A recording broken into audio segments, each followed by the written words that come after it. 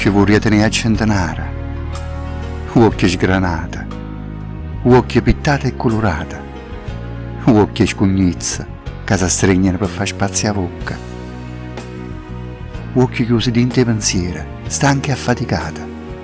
occhio allegra, occhio vacante, rassegnata e senza speranza, occhio che aspettano e occhio che hanno finito ad aspettare, occhio innamorata, triste, spaventata e abbandonata, occhio scritti in rima e poi scordata, occhio che parlano senza parlare, occhio vorrei tenere a centenare